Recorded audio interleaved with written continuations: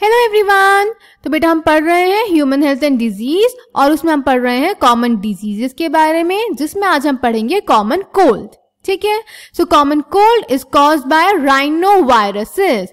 राइनोवायरसेस बेटा वो वायरसेस होते हैं जिनकी बॉडी में जेनेटिक मटेरियल होता है आरएनए, और जब ये होस्ट की बॉडी में जाते हैं तो ये रिवर्स ट्रांसक्रिप्शन के प्रोसेस से आरएनए से डीएनए बनाते हैं, which gets incorporated with the host DNA.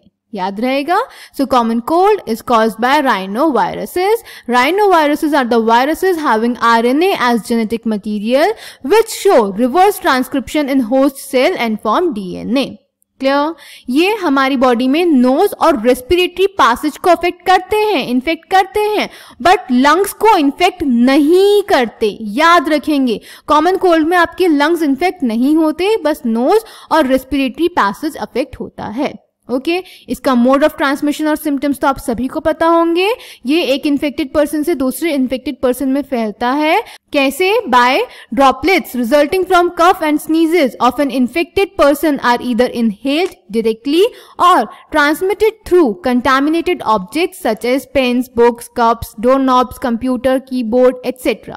और symptoms क्या होते हैं? nasal congestion and discharge, sore throat, hoarseness, cough, headache, tiredness, etc. जो कि 3 to 7 days तक चलता है।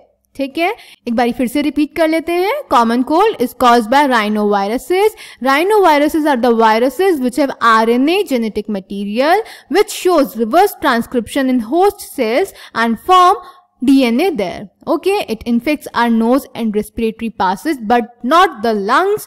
Mode of transmission is droplets resulting from cough and sneezes of an infected person are either inhaled directly or transmitted through contaminated objects, and symptoms are nasal congestion and discharge, sore throat, hoarseness, cough, headache, tiredness, etc. which lasts for 3 to 7 days. Okay, चलिए NCERT से पढ़ लेते हैं बेटा इसको। Many viruses also cause diseases in human beings. Rhinoviruses represent one such group of viruses which cause one of the most infectious human ailments, the common cold. They infect the nose and respiratory passage but not the lungs. याद रखेंगे, the common cold is characterized by nasal congestion and discharge, sore throat, hoarseness, cough, headache, tiredness, etc. which usually last for 3 to 7 days.